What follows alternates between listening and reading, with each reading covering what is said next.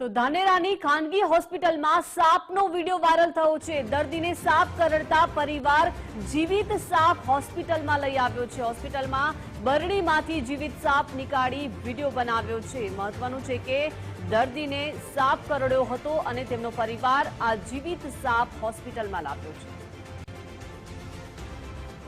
વધુ માહિતી સાથે સંવાદદાતા કમલેશ જોડાઈ ગયા છે। કમલેશ, ધાનેરાની ખાનગી હોસ્પિટલનો વિડિયો વાયરલ થયો છે જેમાં એક દર્દીને સાપ કરડ્યો અને પરિવાર જીવિત સાપ લઈને આવ્યો છે। કેમ આ સાપ લઈને આવવાની ફરજ પડી, શું હકીકત?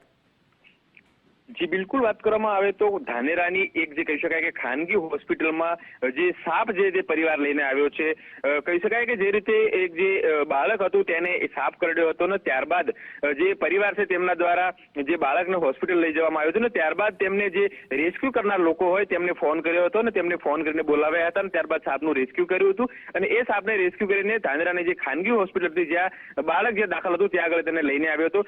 જે પ્રકારે ગુજરાત ફર્સ્ટ દ્વારા જે ડોક્ટર સાથે વાતચીત કરવામાં આવી, ટેલિફોનિક વાતચીત, ત્યારે ડોક્ટર દ્વારા પણ જણાવવામાં આવ્યું છે કે જે સાપ હતો તે તેમને ખબર ન હતી ને જે રેસ્ક્યુ કરનાર જે લોકો હતા તે તેને ત્યાં હોસ્પિટલમાં લઈને બતાવવામાં આવ્યા હતા કે જે આ પરિવારનો જે આ છે જે બાળક હતું તેને આ સાપ કરડ્યો છે તેવું તે ડોક્ટરને બતાવવા માટે લઈને આવ્યા હતા। ત્યારે કહી શકાય કે જે ડોક્ટરે જે કહી શકાય કે અત્યારે જે ગુજરાત ફર્સ્ટ સાથે વાતચીત કરી તેમને જણાવ્યું છે કે આ બાબતે અમને કોઈ જાણ નથી, પરંતુ જે પરિવાર છે જે અહીં સાપ લઈને આવ્યો હતો તે બતાવવા માટે લઈને આવ્યો હતો। ત્યારે મહત્વની વાત એ છે કે જ્યારે સાપ લઈને જે રેસ્ક્યુ વાળા જે લોકો હતા તેમને હોસ્પિટલની અંદર ખુલ્લો મૂક્યો હતો।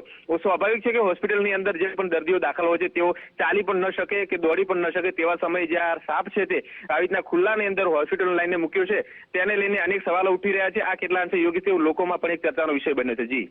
જી આભાર કમલેશ વિગત આપવા બદલ।